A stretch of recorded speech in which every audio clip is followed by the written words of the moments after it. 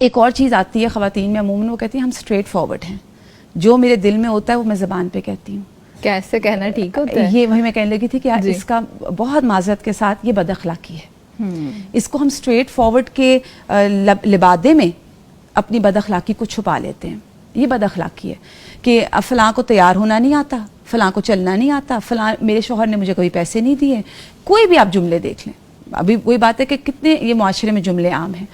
اور پھر اس کے بعد ہمیں دین کیا سکھاتا ہے؟ لَإِن شَكَرْتُمْ لَأَزِيدَنَّكُمْ. آپ شکر کریں گے، جو مل رہا ہے اس پہ شکر کریں گے، اللہ آپ کی نعمتوں کو بڑھا دے گا. آج ناشکری کی وجہ کیا ہے؟ سب سے پہلی ناشکری کی وجہ یہ ہے کہ مال میں کمی کی شکایت. اور مال میں کمی کی شکایت کیوں ہے؟ کیونکہ اتنی زیادہ آج دنیا وہ کہتے ہیں نا کہ اتنی وہ بیوٹیفائی کر دی گئی ہے اور اتنی طلب ہے چیزوں کی، میٹیریلزم. بالکل، جزاک اللہ.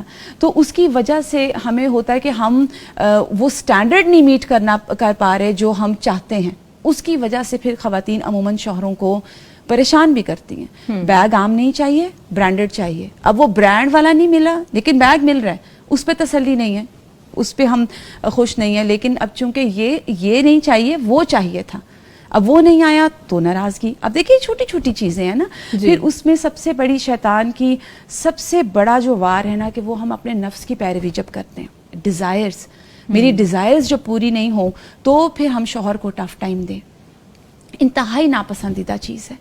اور اس کے پیچھے صرف وجہ ایک ہے، وہ ہے دنیا جو اتنی ہمارے سامنے بکھیر کے رکھ دی گئی.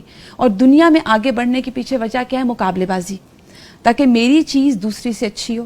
جیسے ابھی ہم یہ رشتوں کی بات کر رہے تھے، اور میں صرف یہ بات نہیں کہوں گی کہ ساس بہو نند بھابھی ہم نارملی ان رشتوں کو ٹارگٹ کرتے ہیں. میں نے بہنوں میں بھی مقابلہ بازی دیکھی ہے کہ میری ایک بہن کے پاس اگر یہ چیز ہے تو وہ میرے پاس کیوں نہیں ہے.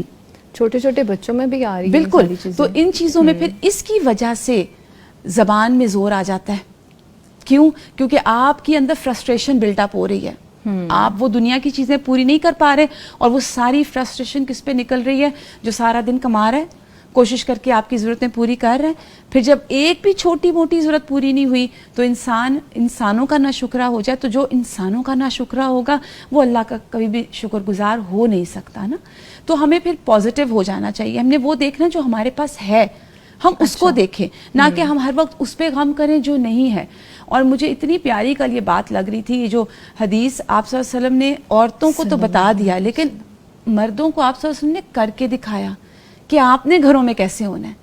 پریکٹیکل اگزامپل تھے. اب دیکھیے حضرت عائشہ کو آپ صلی اللہ علیہ وسلم لے کے گئے کہ وہ جب حبشی آئے تھے اور وہ ایک کھیل کر رہے تھے، تو آپ نے کہا آپ دیکھیں گی؟ تو انہوں نے کہا جی میں دیکھوں گی. اور آپ صلی اللہ علیہ وسلم کتنی دیر کھڑے رہے، اور حضرت عائشہ کہتی ہیں کہ مجھے نیند آ رہی تھی اور میں کھڑی رہی اور آپ صلی اللہ علیہ وسلم وہاں سے نہیں ہٹے. اور پھر اس کے بعد آپ گھر میں جس طرح اپنی بیویوں کے ساتھ، اور آپ صلی اللہ علیہ وسلم نے کہا کہ تم میں سے بہترین وہ ہے مرد جو اپنے گھر والوں کے حق میں اچھا ہے. ہم باہر لوگوں کے ساتھ اچھی گفتگو کرتے ہیں، گھر آتے آتے چونکہ ہم تھک گئے ہوتے ہیں نا، تو اس میں دونوں فریقین ازواج جو ہیں ان کو دیکھنا ہے.